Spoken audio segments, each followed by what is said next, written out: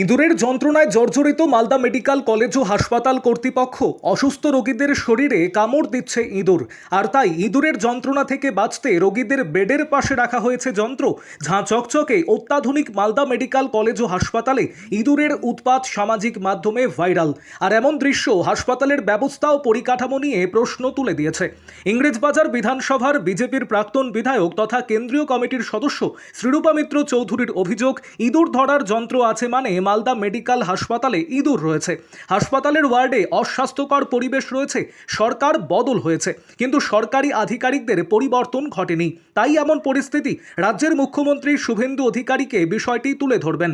Malda medical college ও হাসপাতালের super Prosenjit বর ইঁদুরের সমস্যার কথা স্বীকার করে বলেন, যাতে অসুস্থ রোগীদের কোনো ক্ষতি না হয় সেই বিষয়টিকে লক্ষ্য রেখে ইঁদুর ধরার যন্ত্র রাখা হয়েছে। আরও আপডেট থাকতে আমাদের ভিডিও শেয়ার ও ফেসবুক পেজটিকে লাইক করে ফলো করে দিন। ইঁদুরের জন্য এখানে কি হয় ইঁদুর? এখানে অনেক ইঁদুর দৌড়ে যাচ্ছে। পেশেন্টের গায়ে চলে আসছে? হ্যাঁ, ওই যে বিষ উঠে যাচ্ছে, তো বিছানাতে উঠে যাচ্ছে, মশারির তলে ঢুকে যাচ্ছে। কখন আসছে ইঁদুর? রাতের বেলা। প্রচুর ইঁদুর নাকি? হ্যাঁ, দেখতে তো পাচ্ছি। কে রেখেছে ওটা? কোনো বলতে পারবো না। হাসপাতাল থেকে ইঁদুরের উৎপাত খুব নাকি? হ্যাঁ, তাই তো। গায়ের মধ্যে চলে আসছে ইঁদুর? মশারির তলে ঢুকে যাচ্ছে। কোথা থেকে এসেছেন আপনি? আমি নদীর ওপর থেকে এসেছি, ললাবাদ। বেশ কিছু যন্ত্র দেখা গেল, যে যন্ত্রগুলো ইঁদুর মারা। কেন রাখতে হচ্ছে এগুলো? ইঁদুর মারার যন্ত্র আপনারা কেন আগে খুঁজে বার করেননি, এটা আমার প্রশ্ন। আপনারা সাংবাদিকতা করেন, আমার বিশেষ বন্ধু, আপনারা অনেকদিন আগেই, আমি আসার আগেই ধরে ফেলা উচিত ছিল, তাতে আমাদের সুবিধা হতো, সরকারের সুবিধা হতো। এখানে রডেন্ট, আপনারা জানেন রডেন্ট হচ্ছে আমাদের প্লেগ পর্যন্ত ছড়াতে পারে। ইঁদুর মারার যন্ত্র রাখা হয়েছে, তার মানে ইঁদুর আছে ওখানে। কি নেই ওখানে? ইঁদুর তো ছেড়ে দিন, কি নেই? মানে জঞ্জাল এবং নোংরা আর আবর্জনার যদি একেবারে শ্রেষ্ঠ স্থান হতে পারে, তাহলে সেটা মালদা মেডিকেল কলেজের ট্রমা সেন্টার। এবং আমি আপনাদেরকে বলছি, আমরা বিজেপি সরকার, যারা নতুন সরকারে এসেছে, আমাদের সত্য কথা তুলে ধরতে কোনো আপত্তি নেই, নির্ভয়াদির কোনো আপত্তি নেই।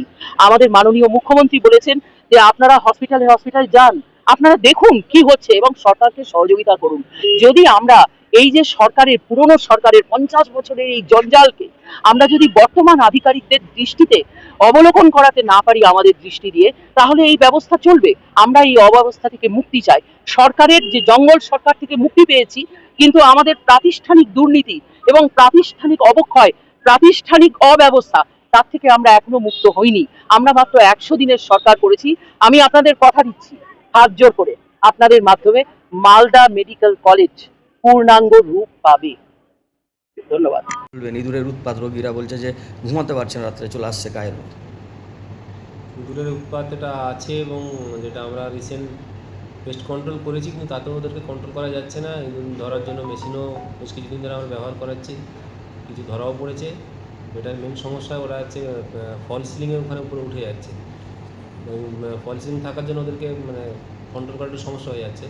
আমরা তবু পেস্ট কন্ট্রোল করছি, ইঁদুর ধরার অন্য কোনো ব্যবস্থা আছে কিনা রেখে দেখছি। ওয়ার্ডের মধ্যে নোংরা জল জমে আছে, কি বলবেন?